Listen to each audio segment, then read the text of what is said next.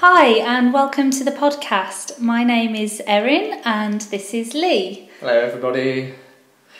So today we're going to do some questions based on some grammar points. This one's from the upper intermediate 5A on gerunds and infinitives. So you can use these questions to practice.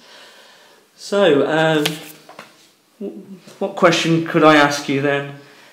Perhaps this one? Do you remember meeting your best friend for the first time?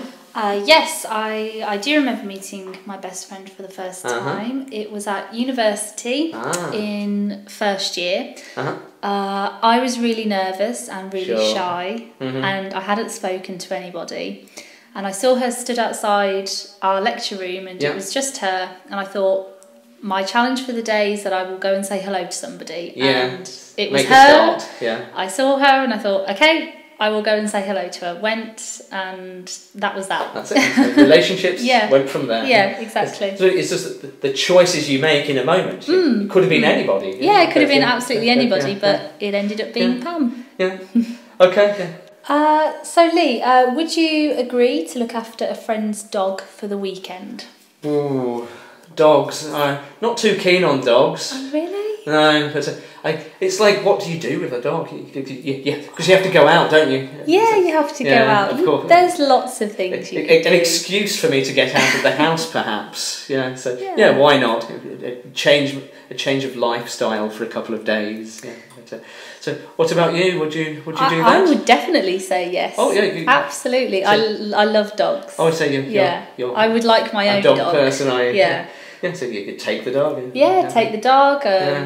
Go for a walk. Go to the park. You know, watch TV together.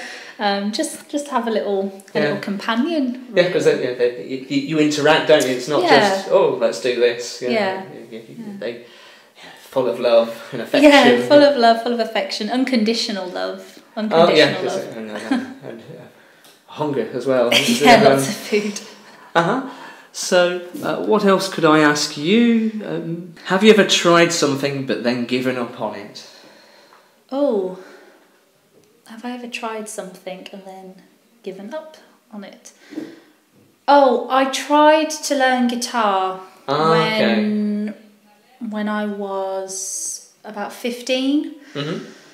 Oh, I think I was learning it for maybe 2 months and then I gave up. Oh, but you made a good effort before you gave up though. Well, good effort. Good effort. Yeah.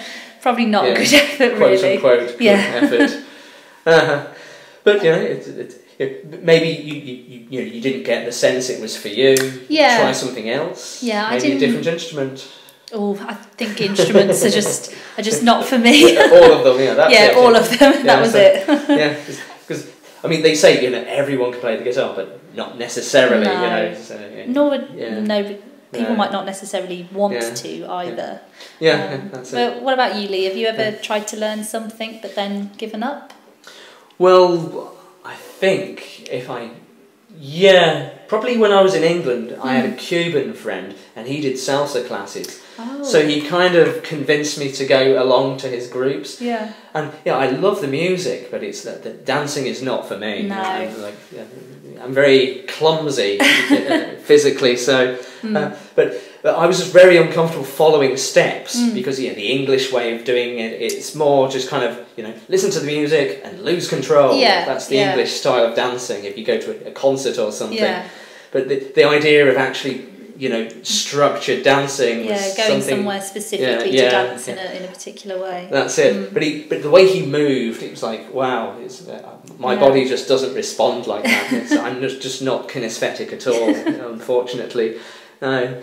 But it was nice going to the club because after the class they just put the music on and you can dance how you want. Then I was happy. I do the English kind of just embarrassing movements. Yeah, the sort of dad movements. Exactly, yes. But I just move how I like to the music.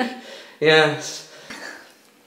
Oh, perhaps just one more question then. So, are there any programs you really can't stand watching on TV? I can't stand watching things like Big Brother.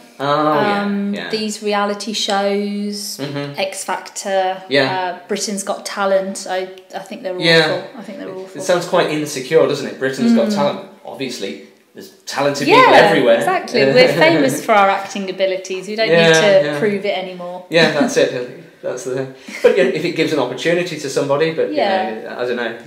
I think it's a bit too manufactured for me. Sure, yeah. I mean, maybe there's real talent that doesn't get onto those type of programs. No, exactly. It's too, they're not sort mainstream, of crazy isn't enough. it? Yeah. It has to be catering. It's talented, but still catering for a mainstream audience. Yes, yeah. It's these kind of programs. Yeah. I mean, they could be interesting in a way. You know, like Big Brother, you get to see the psychology of how people act in certain circumstances. I think at first it was interesting to watch, but then it's been on for so long, and the people just have to be, you know, just ridiculous to be able to get on there. There's no one normal. More exaggerated behaviour.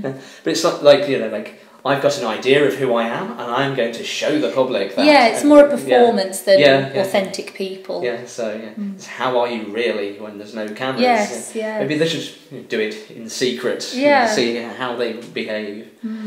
Yeah, but it's these kind of programs. Well, that's all for today. So have a look at the activity in the book and answer some of the questions yourselves. Be seeing you. Bye.